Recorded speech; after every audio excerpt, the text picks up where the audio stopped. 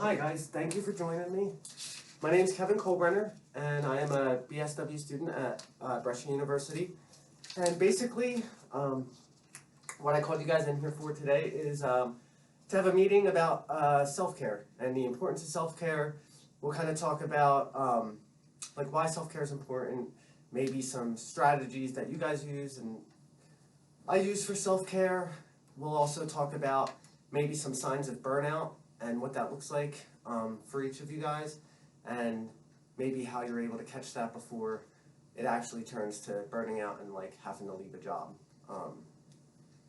And so I think to start, we'll just go around and introduce ourselves, and before that I just want to say like just some of the basic rules of the group. We just please be respectful of each other, no interrupting each other, stuff like that, and that's it. Yeah, and please, Okay. you know, the more that you guys participate, the better this group's going to be. So my name's Kevin Colbrenner. Patty Maradiege. Hi, Patty. Hi. Thanks for being here. And I'm Thank Kim you. Fox. Hi, Kim. Thank you for being here. Sure. Okay, so self-care, especially in this field that we're working in, where you know, we're constantly helping people or dealing with people who are struggling and being exposed to difficult situations. You know, I feel like self-care is super important because we give a lot of ourselves, and so it's important to fill our cups. I know that self-care is something that I don't naturally do, and so it's something that I kind of have to work to do. Why do you think that self-care is important? I guess from my perspective, if you take care of yourself first and put that effort into it, you can continue to give to other people, especially in a demanding job where you're giving a lot of yourself emotionally to other people. That's the biggest reason, is so you can continue to show up every day and be there for the people that need you. Yeah, for sure. Yeah. And what about you, Patty? One of the things that I was struggling some years ago, it was like I was taking work at home. Okay. So that was no good because I didn't turn off my work schedule. Right. And my brain is still thinking, you know, why this or maybe. So it wasn't nice because, you know, I didn't have time for me. I didn't do much fun things. I was falling asleep, and then the next day go to work, and that it was a red flag that you need to have a break. Right.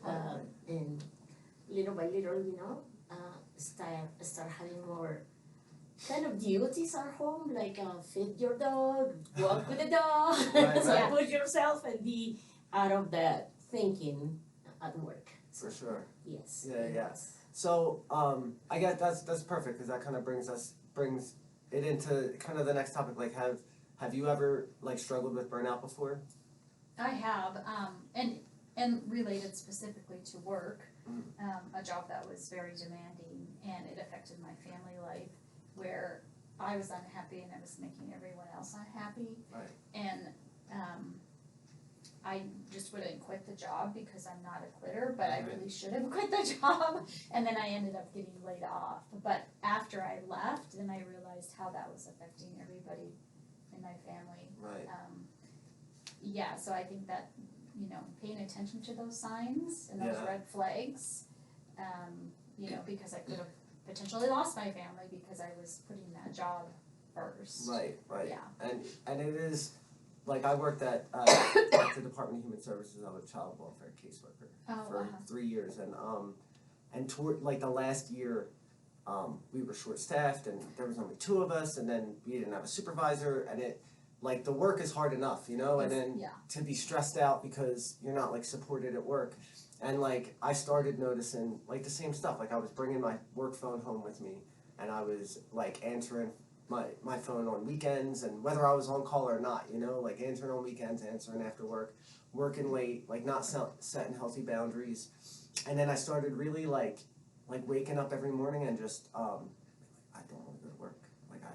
Like I hate this job, you know. And you're probably like, you know, you don't realize you're snappy at your family. Yeah, like they're like, ask you a question, you're like, hang on, I'm on the phone, you know. Right. Then that affects your home life. Yeah, for in sure, such and a it did. negative way. Yeah, it made my wife depressed, and it was yeah, it was a struggle, and there was all kinds of stress at work or at home that I was kind of maybe avoiding too. Like, it was like my wife was pregnant, the baby was coming, I was super nervous, Yeah. and like, and then you don't feel like you can leave a job, and then when the baby came, just that type of work like hit me on a different level. Like Yeah. it just kind of hurt my spirit, and I really burned out, and I noticed because I started like snapping at we got a new supervisor, I was snapping at her, I was snapping at other teammates and stuff, and I just had a short fuse and was like just miserable, just really miserable, and I actually did burn out at that job.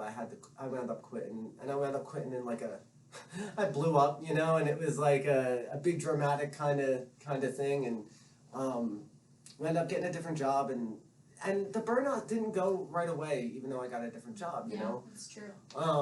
And so self-care is something that like I had let go in that last year, I feel like, when I first started, they were like, it's so important, make sure you have a plan, blah, blah, blah. And then I just stopped doing a lot of the stuff that I would do for self-care. What are like the red flags that you notice when you start like going down that burnout path? Not much time for the family, quality time, because working you have some short hours with your family, and sometimes at dinner it was a time that my daughter was living with us, so she was the victim coordinator. My husband is a police officer. Oh, you're all doing And tough then work. we were like telepathic communicating, right, and it right. was like, no. Wow. He was like Yeah. volcano, because he said, today was rough because, no, we don't talk about this. Right. Yeah. So, Wow. Yeah. it was hard, but it was kind of fun at that time also, because it was like, we want to talk about different things, Right, not right. about that case. And Yeah. Yeah, don't know. overcome. So, and it was, of course, boundaries, but it was the connection that, You were all in it. Yeah, right, Yeah. right. so it was kind of little crazy, I think, Yeah. because this is like you see, maybe, I don't know if you watch Blue Blood. Oh yeah, I've All seen our it. cops, Yeah, so Yeah. they are talking Yeah, about, yeah, and then yeah. it's like, ooh. That's funny. So, 101, don't do that. Yeah. Yep. Yeah. What kind of stuff do you guys do for self-care? The things I found that work the best for me, but of course, you always have to work on that continuum of continuing to do it, is yoga is one. Oh, okay. And I like to get up and go do it early in the morning. And then the other is like dinner family time. And so when, like everyone in your family's working and going different directions, and then you're eating not at the table and not good food, it's like that's like 101, because it's like maybe the only 30 minutes your family has to connect, Yeah. And healthy food too, because if you're just like sugar and crappy food, then Yeah. you're that affects your like emotional state too. Yeah, for sure. So- For sure. So yeah, those are two things I really like are key for my emotional. Yeah. I like that you brought that up about eating dinner together, and it's like you don't get much time with your family. Yeah. You spend more time at work. Yeah. With the people that you work with than you do basically with your family, and there is something about for a while we were eating on paper plates instead of like regular plates, and like there's something, I don't know, there's something about that just like it kind of like degraded the meal that my Yeah. wife cooked or whatever, Yeah. and so it's like there's something very nice about the ritual of setting the table and all Yeah. sitting at the table and like no phones, no TV Yeah. on, nothing like that. Yeah, Just that's a good one too. yeah, and so yeah, I really like that. Do you how about No you? news at the dinner table. No news at the dinner Because, table. oh. Yeah, I just took my Really neat. TV out of our kitchen because I was getting so wrapped up in that. So maybe Yeah. that's a good one, new Mhm. technology, like, because that's it's just so, like, you see it go off. Yeah, and you're like, oh, yeah. Yeah, There's and a then your wife notification. is asking you a question, and you're like, hang on, I gotta answer Yeah, this. yeah, I was listening. I was listening. What'd you say? Yeah. Trying to repeat what she said in like a chopped up way because I kind of heard exactly. her. Yeah. Like, you never listen. And it's probably good for, like, teaching your children too, For because, sure. Yes. you know, they are so, like, they want the technology too, and if you model that behavior, you know, then they'll know, like, nothing at the table, ever, you Yeah, know? right. For me, like I like spending time with my family, like, you know, wrestling with. I have a baby daughter. She's 14 months, and so like we She's wrestle really around. cute. Oh, she's adorable. I will give her that. We made a good-looking kid. It's true. Yeah. Aw. Here you go. Here you go. Pepper. Oh my Isn't she gosh. cute? She is a beauty. Yeah. So, you know, that is a big part of my self-care plan, but I also need time away from them for my self-care plan. You know what I mean? Like, I need time where I either, like, hang out with friends or socialize with people outside of my family and outside of work and outside of that world, and so that's important for me, too. Another thing is, like, I'm in recovery, so, like, of course, like, my recovery stuff is a part of my self-care plan, like going to meetings, you know, my sponsor, stuff like that, working the steps, but then, it's also, like I need, like, a creative outlet as well, you know, so I play the drums, Oh, that's great. and I used to, like, paint and draw, which is nice because it's, like, a quiet activity and stuff like that, but since I've gotten sober, I just don't paint or draw anymore, I just, like, can't find that inspiration.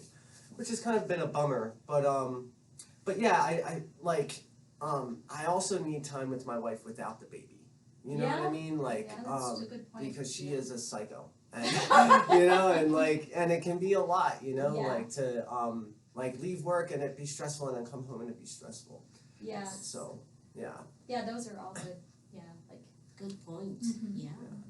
What I like about self-care too, right, is like what works for me might not work for you. Like I can't do yoga. Like I mean, I'm sure I could if I really tried, but I have no interest in that. You know. Yeah, like but, the interest. Yeah, the right. interest. But that works for you, right. you know, and like what might work for you might not work for me. I enjoy having some Latin music. Oh, okay. And push myself to exercise dancing a little bit. So, oh, okay.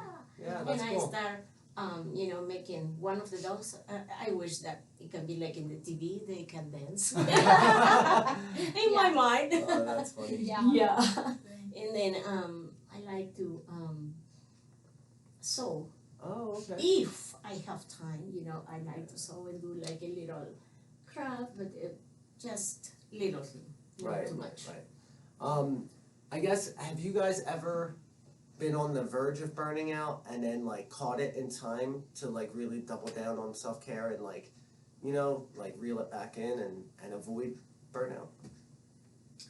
I don't know if maybe as I've gotten older now, but I think when you're young and in your 20s, like life is so stressful, like you're trying to like make life work. Yeah. And so I would just go down that burnout path and be like too late almost. Right. And I feel like now our society is changing too, where it's okay to like take care of yourself, because when I started my working career 30 years ago, it was like your job came first and your family came second, and I would just like you would be sick as a dog and they'd expect you to come into work, and you could never miss, and you had to be there 8 to 5, you know, it's like no flexibility, it's none of that family totally stuff. Different now, and I love it, but I feel like I would just do all sorts of stuff and have these major meltdown break, and some of it's age, but it's also like if I would have had some of those tools, you know, no? and even how I was raised, my parents were like